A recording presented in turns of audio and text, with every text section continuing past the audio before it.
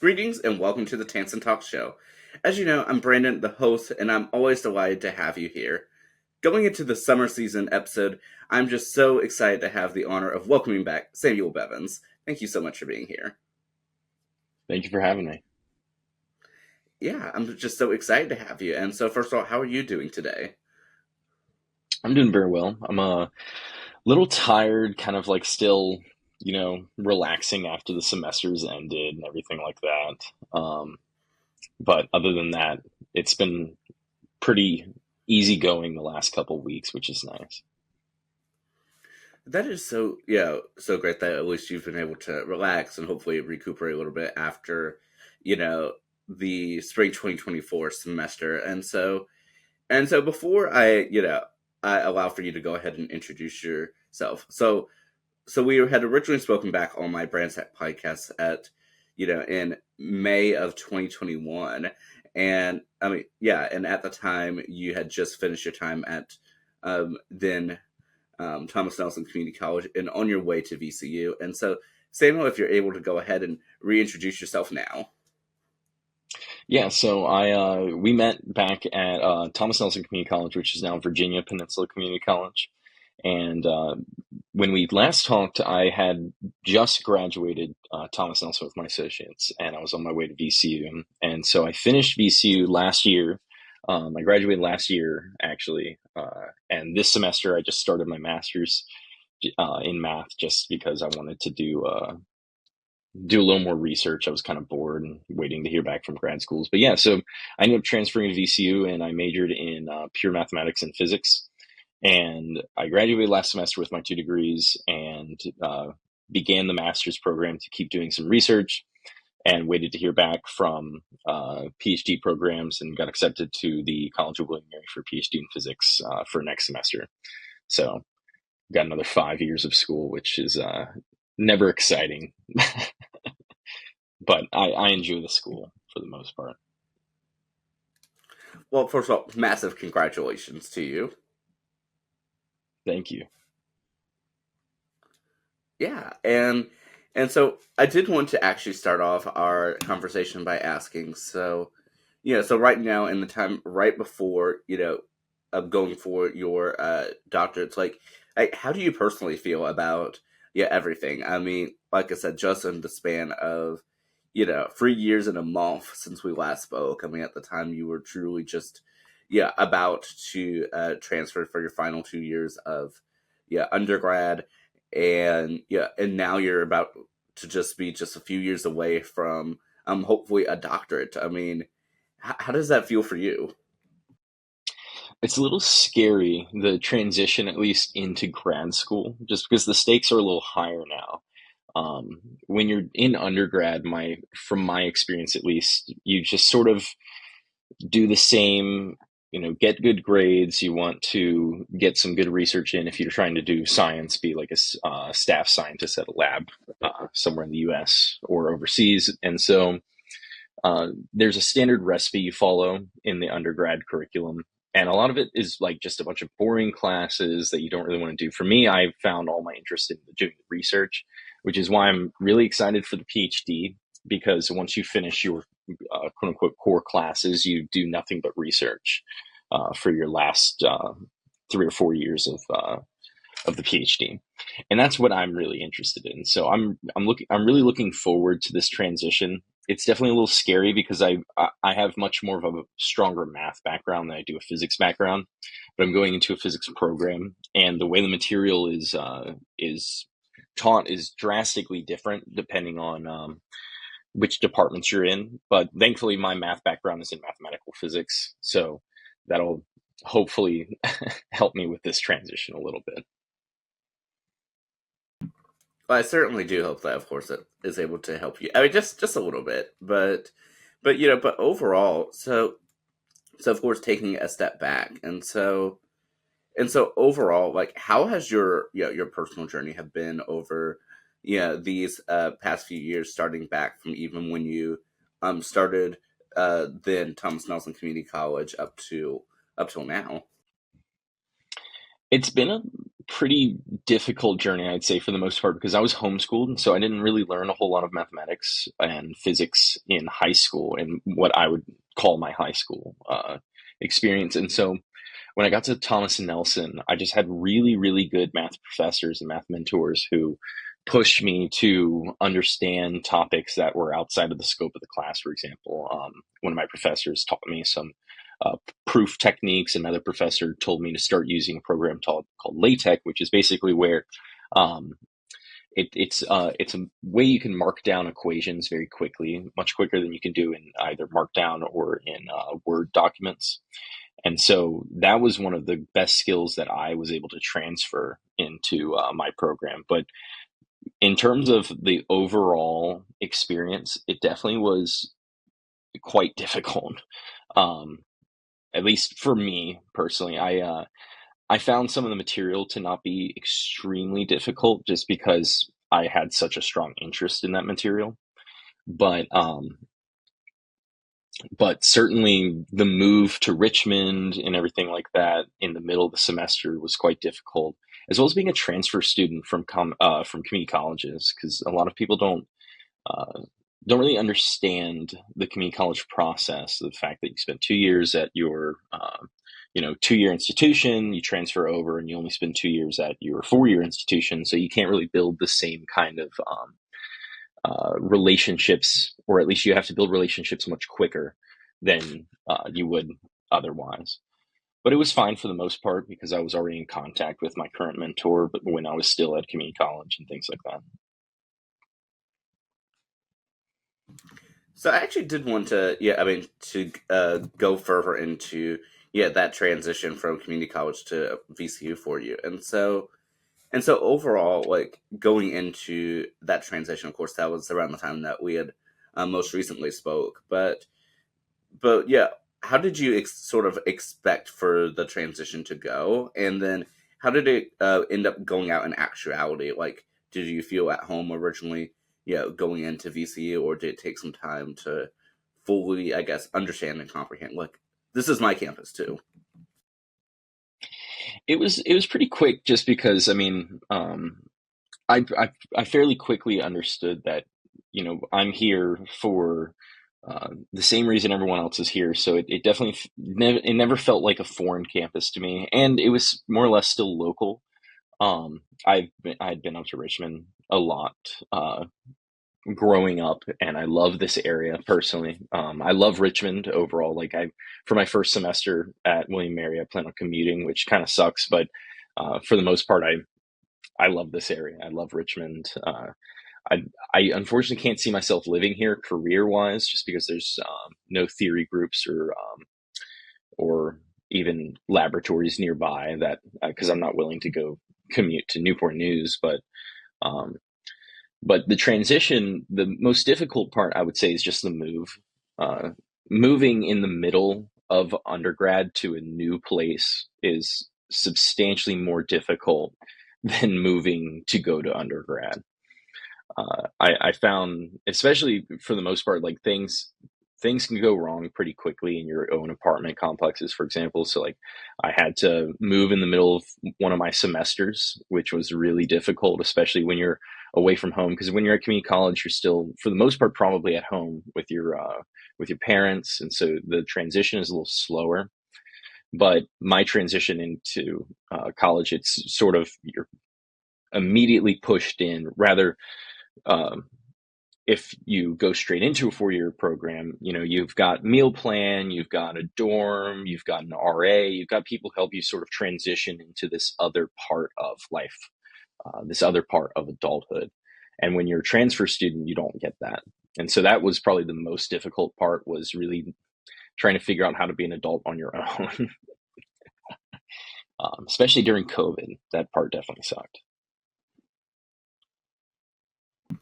Would you say doing all of this as during the time of the pandemic impacted your ability to really learn on your own and continue moving forward and with the transition process? I think COVID made it more difficult, just because there was a lot more red tape around, in terms of like, okay, well, I need to make sure I'm following all these guidelines. I need to make sure I'm being very up to date with my medical records and things like that. Especially when you're transferring schools. Now all of a sudden, like for example, for William Mary, I have to go get my medical records again, and I haven't done that in years, and I hardly even remember where they are. They're at my parents for the most part, but I still need to go request some other documents from other doctors who I haven't seen in probably a decade, right? So that part definitely sucks, the transition part. But I think COVID was more so just a generic roadblock. It made things a little more difficult, but it wasn't that they made them substantially more difficult. That might be a crazy statement for some people to hear, but I uh, I found the transition in COVID to more so be difficult because it's navigating the social context now, where I've got to I've got to figure out how to socialize with all these new people and still wear a mask and still keep my distance, and that's not the case anymore for the most part. But uh, going into the transition, it was difficult. Yeah, I mean, I definitely can understand that. And would you say that your background being being homeschooled up until college sort of played a role in how you went about coming into college and socializing in the way that you try to connect with people? Possibly, for the most part, my socialization in homeschool was pretty okay because we would do these things called co-ops, and so there's a pretty large homeschooling community in Virginia, and particularly in the 757 area, because of all the military families. So a lot of military families end up opting to homeschool just because it's simpler. So I'd say that part was never really a major issue. For me, it was mostly trying to socialize with the social distance. That was a little more difficult because I'm very much an in-person kind of person. Uh, I'm not very good at socializing if we're not face to face or even like on Zoom. That Zoom is for the most part fine. Um, but I enjoy the social interactions of being in person with people, and so that was weird. Trying to navigate that. Well, overall, at least I'm glad that that you were able to figure out, even if it did, yeah, take some time. And when you went into VCU initially, did you have anyone that you knew going into it, or at least some people to at least have a social circle to begin with? Yeah, my partner at the time, Liz Yimmer, she and I actually moved up here together, and so we both attended VCU, and from we both attended Thomas Nelson and then transferred to VCU in the same semester, and so that was pretty nice. It was nice to have that person to be able to like ground yourself with, but really it was just about making a bunch of new connections at a new university, and that part is a little bit that part's probably pretty challenging for most people, I'd say, and certainly was pretty challenging for myself, just having to, you know, introduce myself to a brand new department, two departments, and in 2 years build enough connections to get good letters of recommendation, start research, uh, figure out who I'm trying to take for my classes and things like that. So that part was probably the more difficult part, was socializing with all the people that are really going to make or break your career later down the line. Yeah. And overall, for those who may be tuning in that are considering maybe doing, 2+2 for community college and university, similar to you, that you did, because I know, of course, you're speaking a bit about the struggles in trying to build those connections in just 2 years. Is overall, would you still say that it was worth it for you to, to do that and go for your undergrad in that manner? I think so. Like for me, my choice for community college was actually because I never took the SAT or ACTs, and I wasn't really planning on going to college in the first place. I was sort of thinking that I would just kind of coast, get a little job after high school, and just make some money because I don't know, my interests were always in physics, but I didn't think that I would end up doing physics. I thought it was this thing that only super geniuses end up doing stuff like that. And so when I figured out that, getting good at this stuff is just doing it over and over and over again, uh, that's really what turned me around. And so I'd say community college, it, my experience at community college wasn't really just the community college experience. It was also the people that were there, and the people that were there could have been at VCU, right? I just got extraordinarily lucky with the instructors I had. Dr. V and Dr. Varbalo at Thomas Nelson, and Professor Tessier at Thomas Nelson as well. Uh, they really pushed me to be where I am today. But they, for the most part, could have been at VCU, right? There's no reason that I just got extraordinarily lucky with the people that I fell into, the people who fell into my life, and so it's a great privilege to have. But my own experience at community college was actually just because I didn't have any other options, and I'm really grateful to the options that were provided for me. But I'd say I think I had a wonderful experience, even though it was during COVID. Um, my instructors were phenomenal. I thought the rigor of the material was it was slightly more rigorous for some of my classes at community college, just because the VCCS system has specific rules for certain classes, whereas when you get to a four-year institution, they're a little more flexible because they're already accredited and established in the community, I guess is how I would put that. Well, that certainly makes a lot of sense. But I'm just so glad that, I mean, that overall that you had enjoyed the experience, and then it helped, yeah, set you up to where you well, I wasn't gonna say are at, but we're at, at VCU.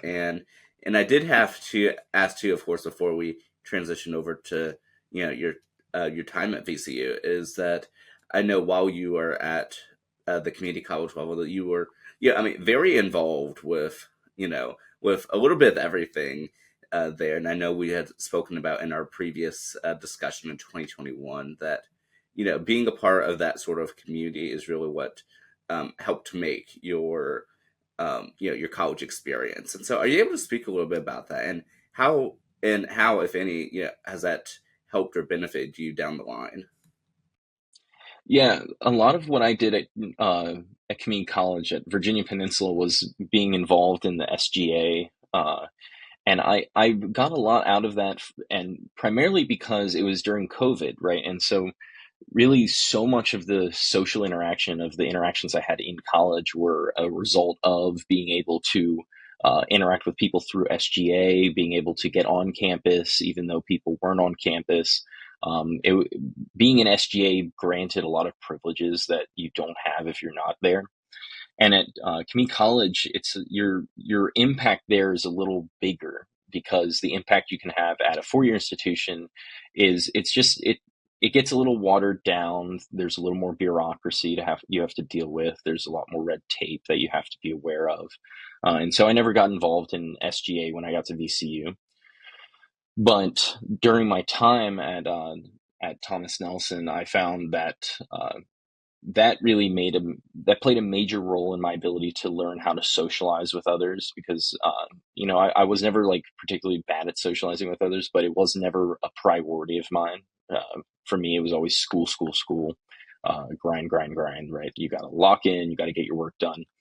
But being involved in SGA made me realize that, I mean, I've got to have good grades. I've got to be locked in my research, but I also have to be able to build these connections and communicate with others. And so the time that I spent at Thomas Nelson in the SGA really helped me learn how to build connections in a more professional setting. And so that certainly transitioned very nicely when when I moved to VCU, so that I could, immediately go and talk with professors that I knew I was going to have, things like that. Well, I'm so glad, like I said, that was able to benefit you. And even though you didn't go into I mean, like the VCU student government, that I'm glad at least your time at the, then Thomas Nelson student government was able to help you, to build connections. Hopefully, also build up your confidence a little bit more. And yeah, but I'm so glad that was beneficial for you. And of course, I know you were part of the virtual studio as well.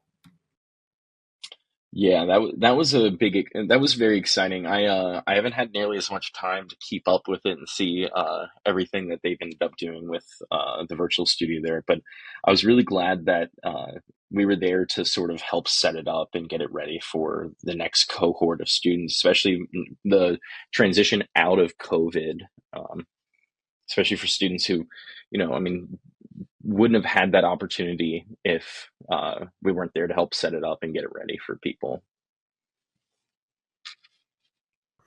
Well, I'm so glad. I mean, like I said, that y'all were able to build up for the next cohort, and like I said, and before like I said, I transitioned on. I did want to ask for, yeah, for the viewers that may not be familiar. So, are you able to give us like a brief rundown as to, I mean, to even what the virtual studio was, and sort of like the role that, yeah, if any, that it played within your life, and hopefully being able to be able to give you something a little bit different to do. Yeah, my own involvement with the virtual studio was more so like, I guess I wasn't super involved in the setup or I guess in the bureaucratic setup of it, more so in the physical setup of the whole studio.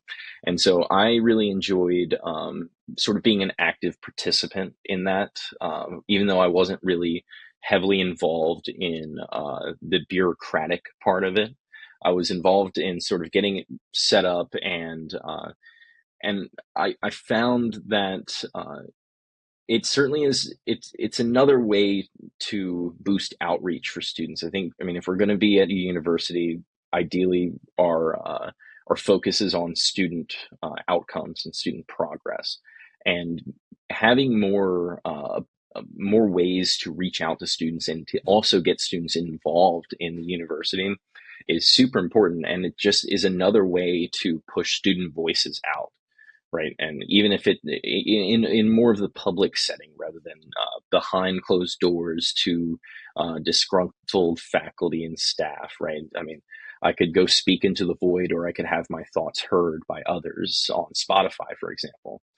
And so that's really what I really got out of that project was a deeper realization and sense of community around that, realizing how important it is to be able to voice or have your voice heard. And especially one particular thing that happened recently at VCU was the major protest. And so that's where student voices were really shut down.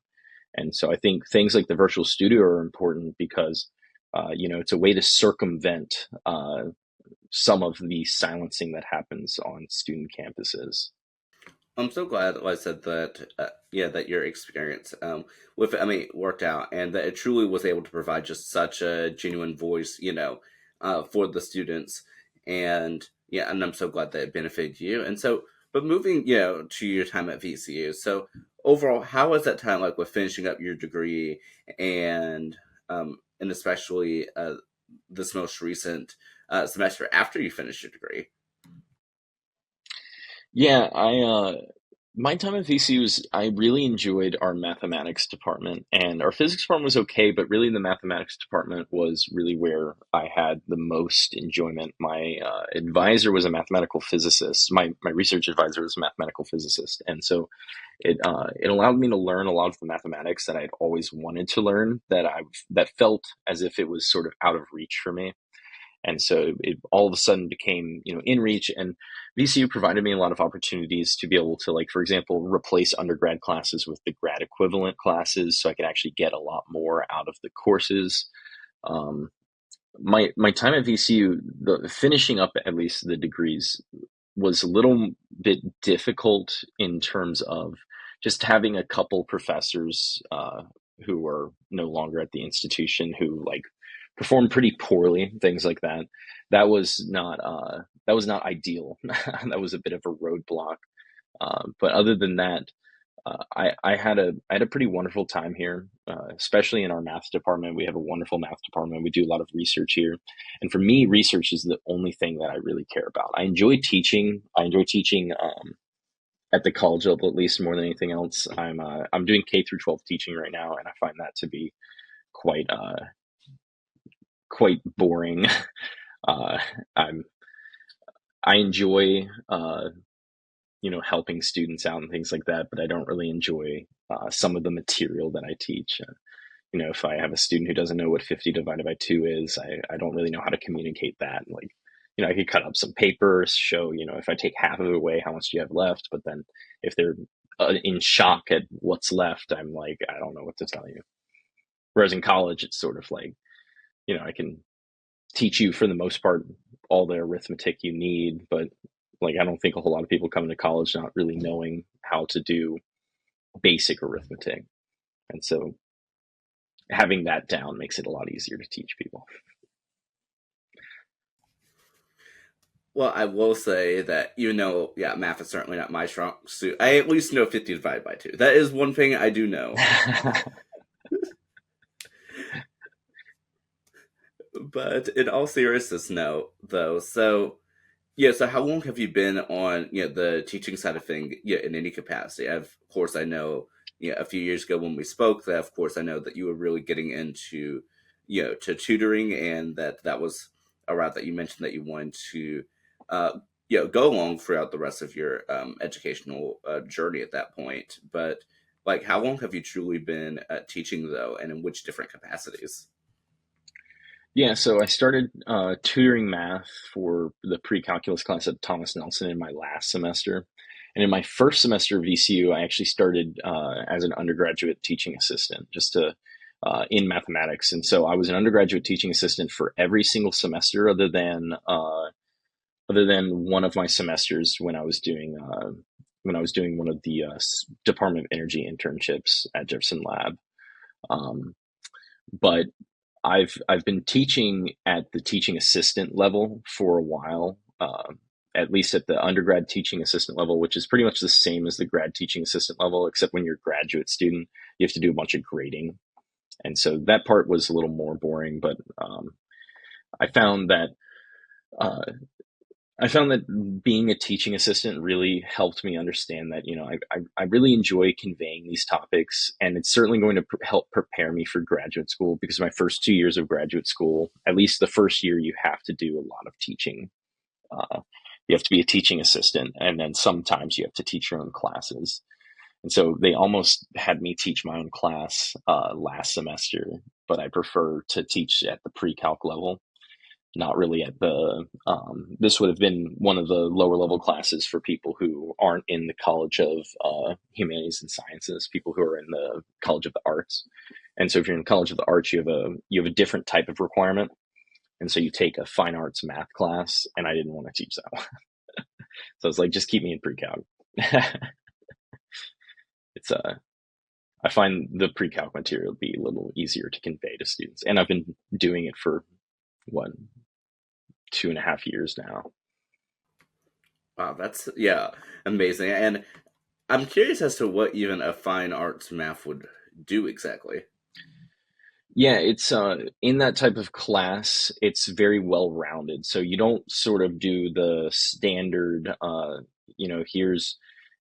here's a type of math, here's how to do the type of calculations, here's why the calculations work and things like that. It's not really like that. What you do is you first start off doing some basic arithmetic, and then you go into statistical methods in voting, for example. So you get really well rounded of what math is, and you even conclude in studying this type of math called graph theory, and you prove one result, which is the Euler path uh, or Euler circuit results, showing that um, basically a graph is you've got vertices and you've got edges between them. Computer scientists would call them a graph, and they'd call these nodes and relations. But we teach the fine arts students that, if you have a graph, if it's connected, so there's no component that's off of the graph that doesn't have an edge between that and another component, then uh, if every single vertex has even degree, then you can find what's called an Euler path. And so these types of problems are really fascinating to me, or in the Euler circuit, I mean. But these types of problems are interesting, and I think it's fun to convey, but you don't get to spend enough time in them and to deal with them. But you don't get to deal with the problems in the way that I would like to deal with them. I'd like to go into, the set theoretic issues, like how does this proof work? Why does this proof work? What is the really the structure underlying these problems? And so you just don't get to deal with those in those classes. You give them more of a broad overview of the topics. That makes sense. And, I mean, yeah, in the way that you describe it, it's certainly interesting. But as you mentioned, yeah, that's not really uh, your your interest, teaching wise. Yeah, for me, I'd rather teach something like linear algebra. If they gave me a class like that, they're going to end up doing systems of equations all semester, and then they're going to get mad at me that I didn't teach them the material that I was supposed to. Dabble in a little bit of intro quantum. Well, that makes perfect sense there. And yeah, and since you mentioned that, yeah, that you are of course right now also working on K-12 education. So how long have you been doing that, and what really brought you into doing that? I've been doing it since around February, and doing it was just motivated by needing to pay rent. And so I was serving for a while, and I don't really enjoy serving just because I don't really enjoy all of that consistent, constant interaction with others in that way, in that context, at least in this context of serving others. So I wasn't the biggest fan of doing that, so I ended up transitioning more so to the teaching side in these after school programs. I it's not difficult. I wouldn't call it a very hard job. For me, I don't really enjoy it just because I don't enjoy teaching that sort of level. Um, it's sort of just a little too boring for me, as awful as that sounds. I think a lot of people who can consistently teach at that level are very brave. Uh, I don't really I don't know how they do it, but I do pretty much anything between K through 12. So I teach anywhere from usually around third grade to SAT tutoring prep for seniors. And so I enjoy the SAT prep a little more than the third grade teaching. I don't really like teaching people how to count money. Well, I will have to ask too. So, yeah, in that process, even though that it's not really something that I'm really passionate in, but have you had a chance to meet any students that, yeah, that perhaps have an interest, yeah, of course, at a younger level, yeah, but interest similar to you in wanting to really, go beyond just the, like I said, counting money, but actually want to do something, you know, like truly do something more on the mathematical side. I haven't had that experience in the K through 12 tutoring. I think because oftentimes these students don't really realize that math is actually like an avenue you can take, but also for the most part, these students aren't super interested in math. I mean, it's when you're in grade school, I guess math is more so the chore than anything else, and all your other classes are really what you're interested in. And I think that's more so the way that we teach a lot of mathematics, the Common Core education, sort of the No Child Left Behind. So if you end up doing pretty poorly in your early math classes, you get pushed forward, and then and it sort of compounds on itself. But I've had that experience teaching undergrad. So a couple of my students ended up getting really interested in mathematics after our semesters. And then so I've had two of my students end up pursuing minors in math, and one of them actually just decided to switch to a major in math, which I was like, oh, I'm happy to have you, but if pre-calc got you to do this, just wait till you take abstract algebra, then you're going to really love this stuff. Well, I'm so glad. I mean that you were able to sort of help push people just a little bit, to the math side of things, and yeah, but overall, like how like I'm so glad that you at least were able to have varying experiences, and I know a little bit earlier, as you mentioned that you had some internships as well. Yeah, my first internship was the CCI internship through the Department of Energy, and that was where I really learned how interested I was in physics, because I was always interested in physics because of a lecture I watched a long time ago, back when I was a child, about this problem of quark confinement, which is that if you in our fundamental particles, you don't see quarks by themselves. Quarks are one of the fundamental particles. You only ever see them in some kind of bound state with either one, two, or three other quarks. So you can have like a tetraquark, or um, but anyway, so uh, we've only ever seen these particles bound, and so that's a problem in physics that is unsolved right now, which is the quark confinement problem. And I've always found that to be a really fascinating problem. And so when I applied for this internship, I was like, I'm loosely interested in physics, but I don't know a lot about it.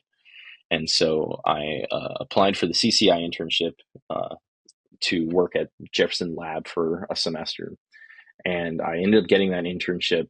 And I worked with staff scientist David Richards, who I'm actually seeing later today, um, just to get coffee and catch up. But he he really took me under his wing and taught me a lot about what I was really interested in already, and I didn't really know that I was interested in. It's called hadron spectroscopy. It's the study of hadron structure and their masses and other properties of hadrons. And so a hadron is something like a proton or a neutron. Protons and neutrons are examples of hadrons. And so this is matter that makes all of us. And so that's where I really learned how interested I was. And so when I got to my 4-year institution, I applied to another internship called the Sully internship, which is the Science Undergraduate Laboratory internship through the Department of Energy. That one was really a continuation of the project I did for the community college internship, and so I did that 2 times, just because that's the limit that you're allowed to do through the Department of Energy. And I got so much out of that, and that's one of the major reasons why I ended up deciding that physics is what I really want to do as a career.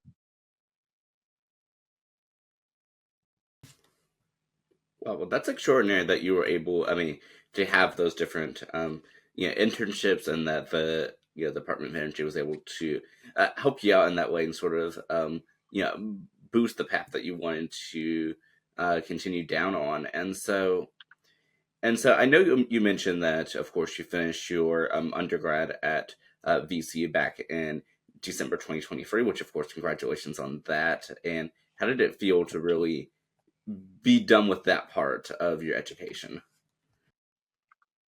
It was a pretty big weight off of my shoulder, just because I think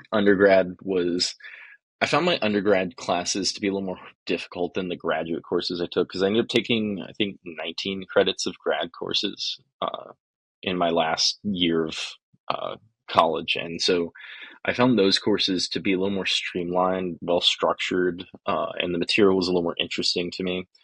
So I found a lot of the undergrad classes to be just super boring for the most part. I didn't enjoy that aspect of it. And so uh, finishing up, it was a major weight off my shoulder. But the problem was, when you're done, you don't, at least if you graduate in December, you don't really know what you're doing, right? Because you're still waiting to hear back from PhD programs. And so that part was really difficult. It almost felt as if I wasn't done, and how I was just waiting and waiting and waiting to hear back. So when I finally heard back from William Mary and got accepted, that was really when I felt like I was done with undergrad, even though I had started my master's and was doing some research. Well, I think sometimes things just work out in the way that it should. And I do have to ask though, so how was your, I guess, single semester of working on your master's degree? It was fun. I took 2 classes that I really enjoyed. One was called functional analysis, and functional analysis ended up being one of the more useful classes I've ever taken, because it's sort of, in physics we have these things called Hilbert spaces, and they're very important because states, or like the actual like physical observables, are represented as elements in these Hilbert spaces. And so learning how these things worked mathematically was super important, super interesting. I got a lot out of that. The other one was a writing class where I wrote an expository paper on the research I've done over the last 2 years, and I enjoyed that class for the most part. I felt the professor in that class is fun to.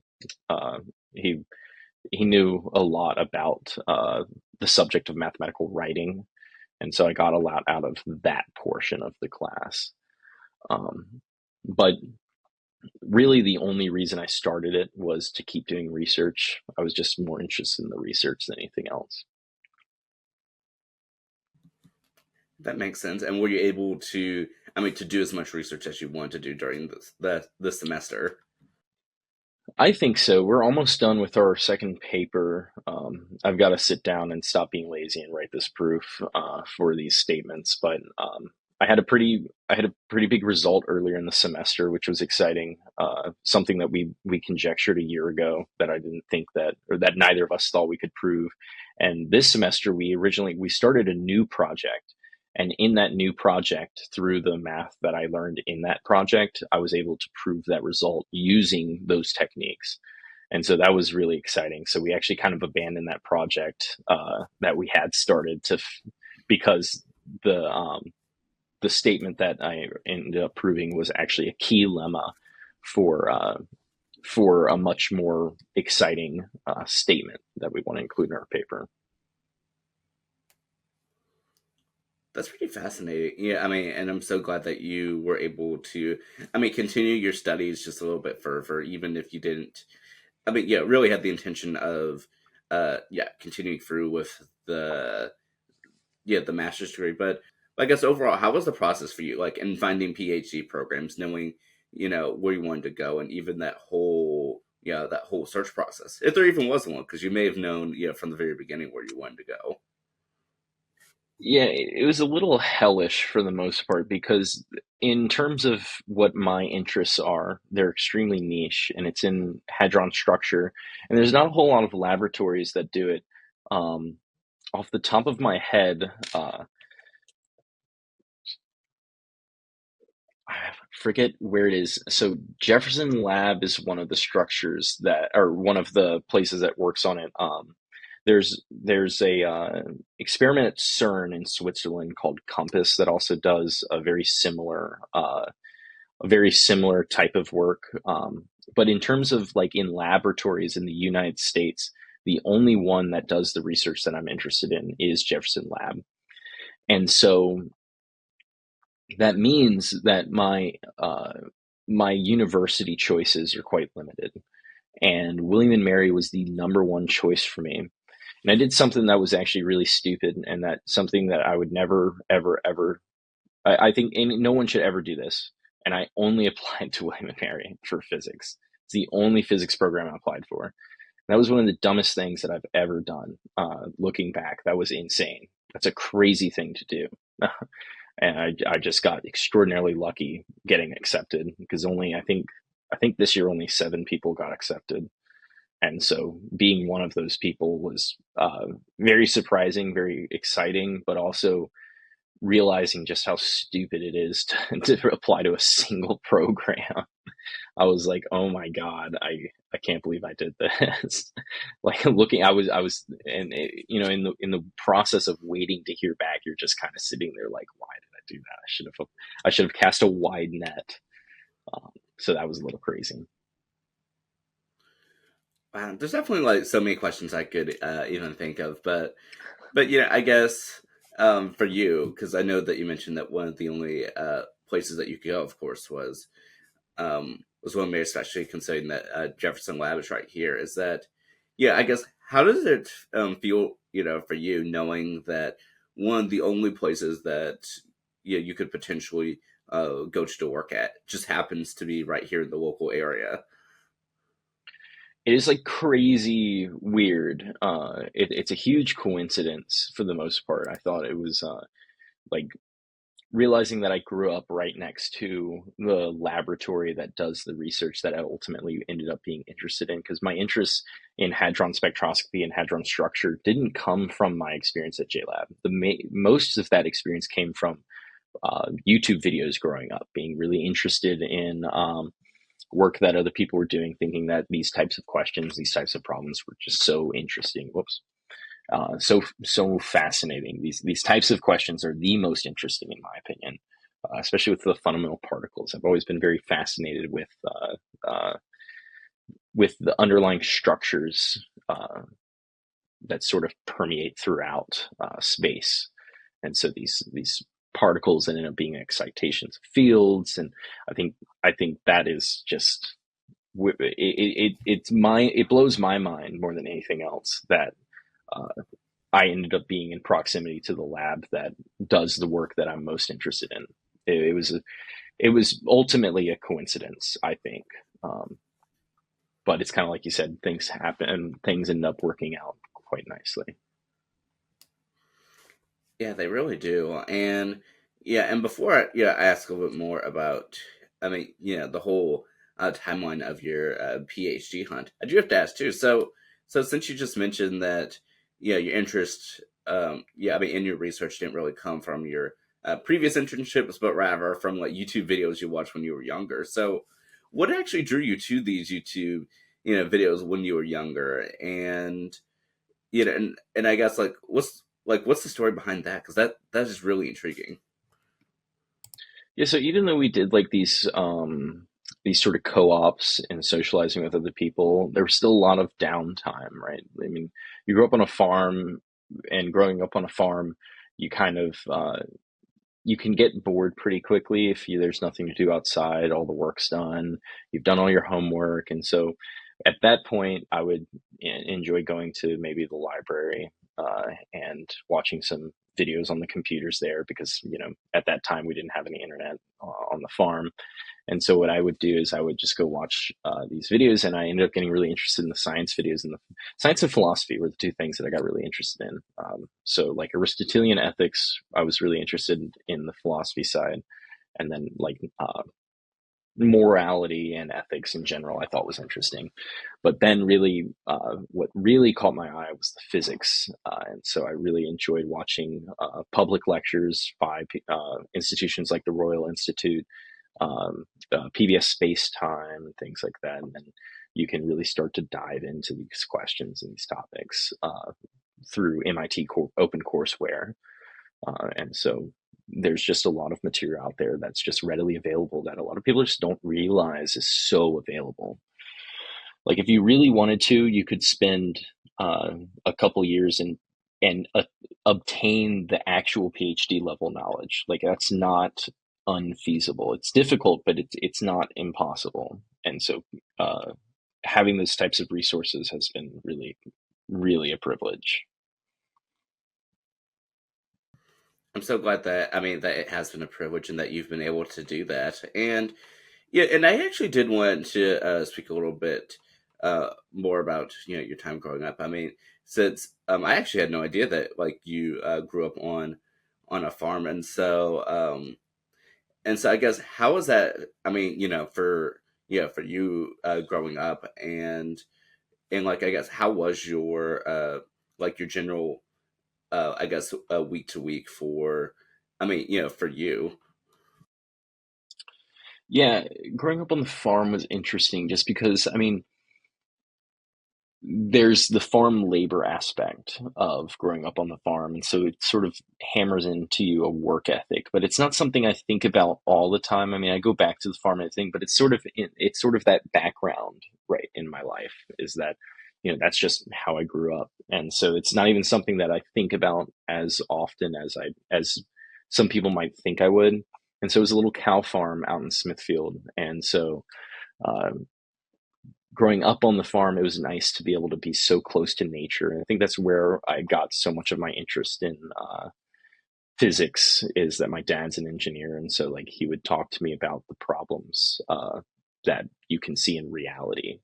Like how, for example, you throw a ball in the air, it makes a parabolic shape, and that parabola you can actually derive just by taking a couple integrals of some basic equations.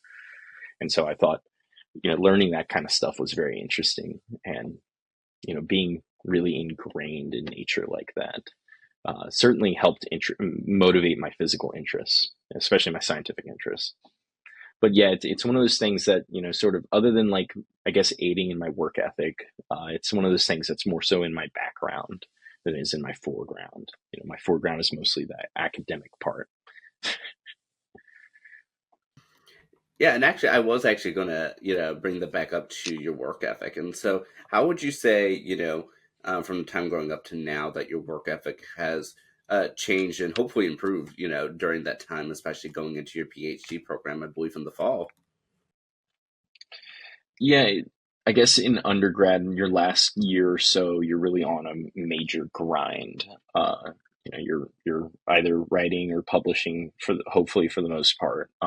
If you're doing like some more rigorous sciences, so you're doing a lot of writing, a lot of research, and then you're also doing, your senior capstone projects. You're filling out PhD applications, fellowship applications, and so you really have to sort of lock in. And for me, it was thankfully I had already been fairly locked in uh, up until up until my senior year, but the senior year was more so like a sprint to the finish line, and that was pretty difficult. I would say that was pretty difficult, uh, but for the most part, uh, nothing really changed in terms of the work ethic between starting and ending college. It was really just maintaining the consistency was more difficult than anything else, because um, you can't just go off for a week and do your own thing and then come back. Everything will just be falling apart. So you've got to really just be consistent for the 8 semesters that you're in university. Well, I mean, overall, I'm just so glad though that, I mean, that throughout your life that you just continue learning, continue exploring, and I mean, and that, like I said, you truly are here at the cusp of your PhD program. And so, how are you going to spend summer 2024? The time, yeah, in between having just finished your semester of your master's program and going into your your doctorate at the College of William and Mary. Yeah, really, it's just a lot of working.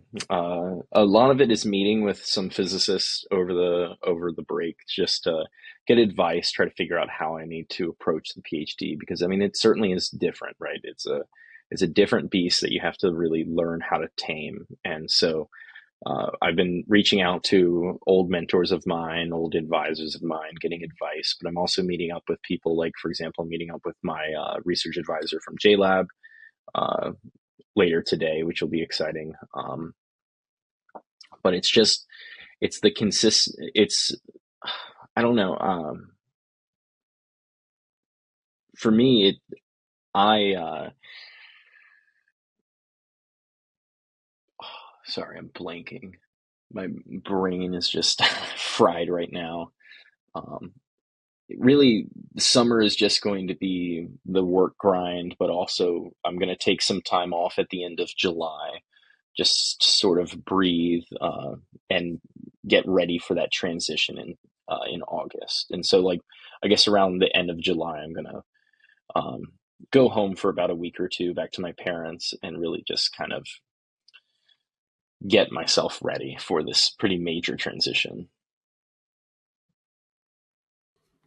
Well, I certainly hope, wish you, of course, all of the, the best with everything. I mean, with preparing for that, uh, yeah, of course, with your work, but also, yeah, the mental preparedness and hopefully a little chance to relax before going straight back into your work. But I do have to ask too. So outside of your, your academics, so over this past year, like, what have you been up to personally? And have you been able to hopefully enjoy having the little bit more time to yourself thus far. Yeah, I've been reading a lot more, which is nice, but I've also been able to engage more so in my research in ways that I really wish I could have when I was in undergrad, and so, or even when I was just working on my master's. I So much of my hobbies, unfortunately, are really just doing more research and more math and more physics, and so I've been sort of exploring. topics that I had set aside, or open problems in my research that I had set aside about a year ago. And I've been able to re-investigate those problems, and that's been very exciting. But for me, it's mostly about rather than sort of resting, it's about sort of wrapping up uh, my research in a nice bow, submit it for publication, and just stop thinking about it. I'm kind of tired of it. I've been doing it's a type of math that describes supersymmetric quantum mechanical systems, and it's gotten a little boring. I've been doing it for so long now.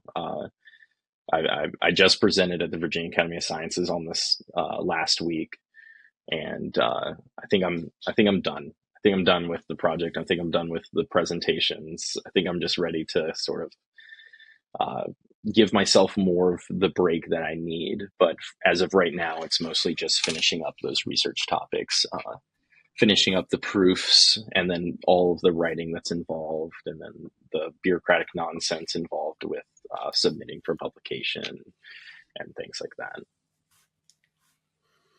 Well, of course, I wish you all the best then. And yeah, and how was that for you being able to present your research? I enjoyed it. I've presented now at I think 18 conferences, and so it gets a little boring when it's the same thing over and over again. But you get better and better at explaining it, especially because I mean these topics aren't like extremely easy to explain, and so I certainly have a hard time explaining some of these problems. But having the opportunity to be able to present at conferences is something that I think a lot more undergrads need to be told about these opportunities more. And I think a lot of people aren't told about these opportunities. Like the only reason I knew about all these conferences is because my advisor would, forward me the emails that he sent, uh, and so that's really where I got all of these opportunities from to present my work. And so these opportunities exist for undergrads, but they're not readily accessible, I guess you should say. Or well, they're readily accessible, but they're not advertised in the way I think they should be. Well, I'm glad at least that I mean, less that you're able to make most of the opportunities that that you are aware of, and was I'm just so excited to see what you're going to do in your PhD program and continuing with the research that that you love and yeah, I mean it's just so exciting to see your progression over these years. Yeah, it's looking back, because I guess a lot of people end up getting what's called this imposter syndrome. We talk about it in math a lot.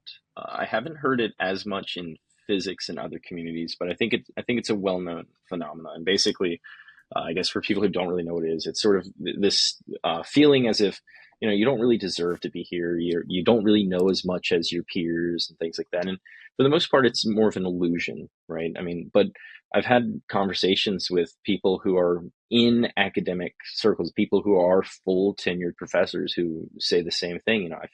I still have a lot of that imposter syndrome. A lot of it doesn't end up going away, and so it's sort of working past that is it's a challenge, but it's important to recognize. I mean, getting these types of opportunities for the most part probably means you earn them, right? And so, especially if you don't have anyone there to buy you into these types of opportunities, depending on your kind of position, your class for the most part, right? I guess is how we would describe it. Well, well, overall for you, like how would you say that? How do you overall go about trying to avoid the imposter syndrome for you, or if that's just something that you've just adjusted to? It's for right now. I guess it is something that I've just adjusted to, and that doesn't sound like the most healthy approach, but it's one of these things where you know, like yeah, I've worked pretty hard these last couple years to get where I am, But I also have been extremely, extremely lucky and privileged in the opportunities I've had. So, for example, at one of the reasons I got my internship was because one of my professors wrote a letter of recommendation, and my research advisor had never taken on a community college student before, and I was the first one he ever took on. And I asked him why, and he said it was because of your letter of recommendation. And so, if you're in the sciences, I know I've been told this isn't a thing more elsewhere, but if you're in the sciences, you have to sign a waiver saying you waive the right to see any of your letters of recommendations.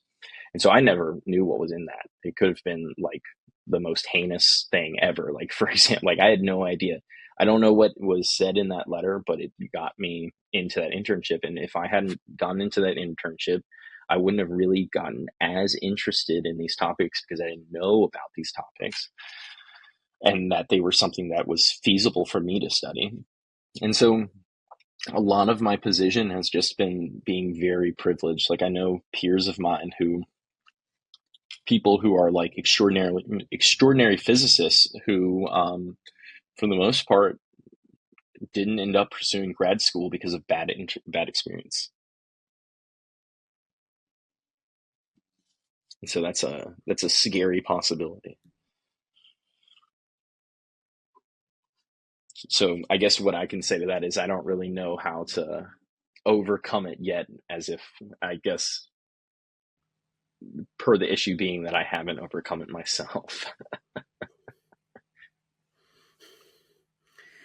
Well, I certainly hope that, like I said, that that you're able to just continue, like I said, with your fascination for further research in the subject area, and that imposter syndrome or not, that I mean that you just continue continue striving, because I mean, like I said, you've just been doing just such a great job from like I said, from doing your research to even helping others, even if you know your interests depend on which people you're helping, preferably for fellow, um, students, and not necessarily K through 12. But nevertheless, though, I'm glad that you're able to, like I said, just continue learning, sharing some of that knowledge with others, and just doing just such this important research. Yeah, it is definitely a very it's one of the things that I think about a lot because my sister is really interested in she was interested in piano performance and that's what her major is in, and so she wanted to pursue her DMA, which is a Doctor of Musical Arts. It's sort of their equivalent to a PhD. And the problem is there's very little funding available. So if you're not from like some kind of affluent region, or you're not in that sort of class, it's much more difficult to really obtain these types of opportunities. And so I guess I'm grateful to be a scientist because I have access to the funding that I need, and that's something that I'm just very lucky to have. I love that for you, and yeah, that is something that I meant to ask, like if your program was hopefully funded and everything. Yeah, it's fully funded. The when it comes to I guess it's one of the things when you're in science you don't really realize it. Like I had no idea internships were there's like a I had no idea until only a couple years ago that there was such a thing as an unpaid internship. Like I thought that was for the most part kind of a joke, because I mean this is your labor, right? Your labor should kind of generate some kind of value for the most part, and that value shouldn't just be a letter of recommendation at the end of the summer, right? And so I know a lot of people who end up doing these unpaid internships, and that always blew my mind. But when it comes to a PhD in the sciences, if it's unfunded, you shouldn't do it. Ultimately, the problem is you spend your first 2 years doing a teaching assistantship, and that teaching assistantship should pay a livable wage. Usually, they're between 20 and 30,000. If it's above 30,000, it's probably really one of the better programs. Like at one of the reasons I wouldn't have pursued my PhD in mathematics, for example, is at VCU the stipends caps out at around 20,000, I think. And unfortunately, that's just not a super livable wage nowadays. I mean, I'd like to be able to have a little bit of cushion during grad school in case I had some kind of emergency, but The program that I got into is not only fully funded, but they also pay for things like my health insurance. They're paying for me to spend 2 nights in Williamsburg, which I said no to. I'm like, I live close enough. I can just come visit real quick. Um, Things like that. And so, being in the sciences that are funded in particular, it's definitely a privilege. I'm really grateful to be in those sciences. I just absolutely love that, and yeah, and even though we are, like I said, beginning to to wrap up our conversation here, I did want to ask too. So, what does it mean, to you to be able to, to share your story, here on the podcast? I guess both now and even when we spoke back, in May 19th of 2021. It's definitely a great privilege. I think for me, for the most part, I'm really trying to get more involved in outreach, and so I just started getting involved in what's called the Prison Math Project, where you do correspondence with other prisoners who are for some reason not getting out of prison. It's either a life sentence or some major sentencing, and so people who are really interested in mathematics but don't have the ability to learn it, and that's the type of outreach that I'm trying to get more involved in. And so being able to like sort of share my own side, coming from community college, getting these internships, being able to pursue a PhD in a really good program at one of the only institutions that does what I really want to do. I think being able to share how I got there is super important for other students to be able to hear, especially for students who were in my position, who had no idea that these opportunities were available to them. I think it's really important to sort of push that out there and get that. Not, it's not that it's important for my voice to be heard, but it's important that others hear that this is available to them. You can do this. These opportunities are available.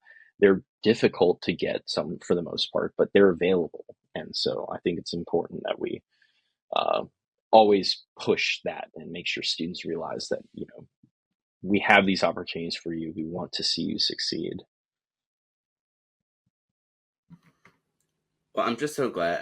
That you are just working to, like I said, ensure others can have the same opportunities that you were granted, or even some opportunities that you may have found out about later and that you didn't know at the time. But I'm just so glad that you're, like I said, working to, to share that knowledge and insight, and I did, of course, want to ask too. So, if there's anywhere that people can, potentially follow you online or connect with you professionally, or whatever the case may be, where's the best places for them to do so? It's quite all right if not.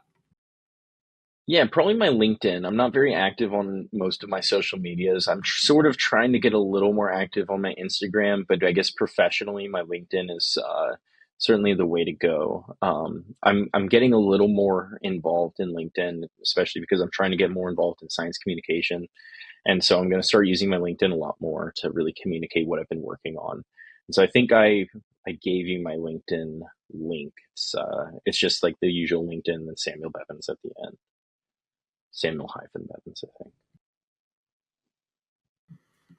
Yeah, well, I definitely hope that, as I said, those tuning in, definitely, follow and connect with you on LinkedIn. I'm excited to see your future updates. And last but certainly not least, I did want to allow for you to go ahead and close out our episode with whatever be a life lesson, inspirational thought, whatever the case may be. The floor is all yours.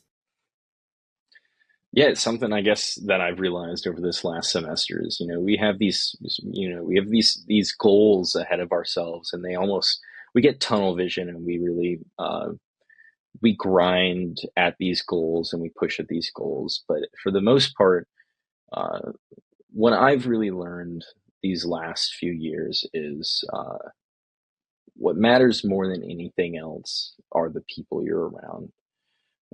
And so it's not worth it to sacrifice these connections and these relationships with other people for the goals that you set in place. I think your goals should be more flexible than the relationships with with the people around you. And so that's sort of what I would close off on.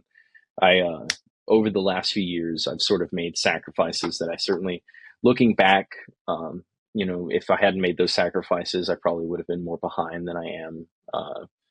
But in my opinion, people are way more important than the math or physics that we end up doing, because I do the math and physics for the people, right? So it's sort of don't lose sight of who what your overarching goal is, what you really are trying to pursue and attain. Wow. Well, like I said, I mean, that's it's just such an important message. I know for myself, just having finished my master's degree. I mean, that is just so true. Is that sometimes like you just have to focus. It's like, well, I'll have time for you a little bit later, but sometimes those opportunities really just, I mean, don't come back to spend with your with your community, and that sometimes you just have to take it now. Exactly, yeah. And like for the most part, I guess something that people forget is like, sometimes self-care really is just shaking your head and doing the work that needs to be done. But it's also really important to realize that, once that work is done, you need to take some time for yourself. You need to decompress, de-stress, reach out to the communities you're involved in, reach out to the people around you, and remember to ground yourself at the end of the day. Like it's not just about the work that you're doing. It's also about the people you surround yourself with and things like that. That is true, so true. Like I said, thank you so much, like I said, for speaking with us and definitely catching us up. I mean, it's hard to believe how much time has passed. But I mean, it had been 3 years and 4 days since we last spoke. So I'm just so excited to see what you're going to do, I guess, in the next 3 years. Thank you. Yeah, I really appreciate this. I'm gonna go back and listen to our first podcast because it has been a very long time. It's kind of crazy to think about. A lot has changed in the meantime, especially around the world. I guess growing into the person that we are today is kind of crazy. Yeah, it truly is, like I said. But definitely keep me in touch with all of your updates. And I'm just so looking forward to having a chance to reconnect with you soon. Of course, thank you so much for having me. Yeah, and of course, and for those tuning in, thank you so much as always for tuning into the Tansson Talk Show. I always appreciate your support. Continue tuning in every week as we continue on our mission to bring people together. I'll see you next time. Take care.